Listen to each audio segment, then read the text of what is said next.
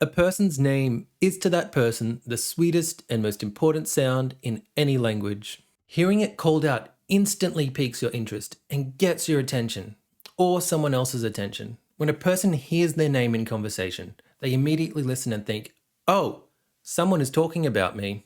We love it when we hear our name is called out. We always hear people say, oh man, I'm just terrible with names. You might even be saying that about yourself. Now, I want to get you to stop saying that about yourself and use this technique to turn all of that around for you. When we picture someone who is charismatic entering a room full of strangers, the first thing they'll go and do is introduce themselves and ask everyone what their names are. Every time they meet someone new, they say their name back to them, and they say it often throughout the conversation. Every time you use someone's name, they feel like they have a connection to you. They listen to what you have to say. When my bosses or superiors ask me to do something, I'm significantly more invested when they ask, Sean, can you do this? Compared to asking, can you do this?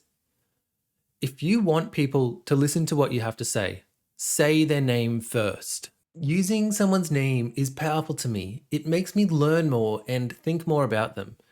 The power of using someone's name is the power of gaining empathy and compassion. This will improve your life dramatically and help you build strong connections in all of the relationships that you form.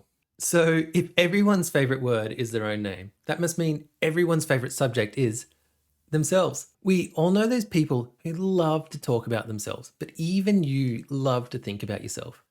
We are constantly thinking about what we want and how things affect us. It's the natural way our minds work.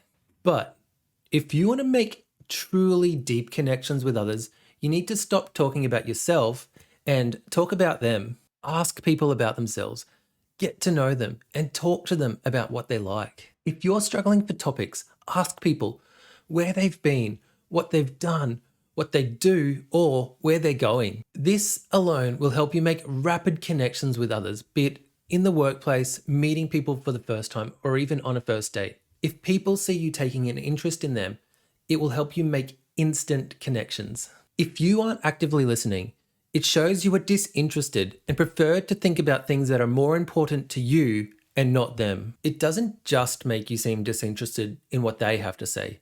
If you are unable to hold a two-sided conversation, it makes you appear less interesting as well. I remember this story from a lucky traveler who was fortunate enough to be selected among many others to go to Australia on Oprah's tour down under. This person was asked by the media what it was like to meet Oprah.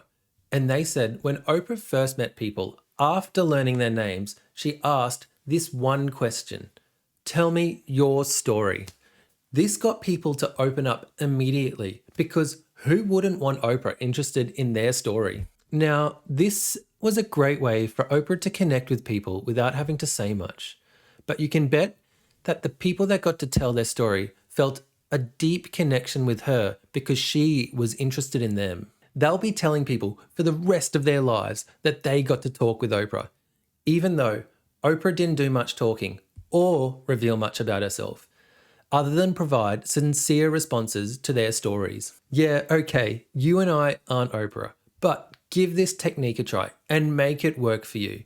It'll help you build better connections with others. Break those old habits. If someone is talking to you and you are preparing what to say about yourself, it's because you find yourself more interesting than the other person.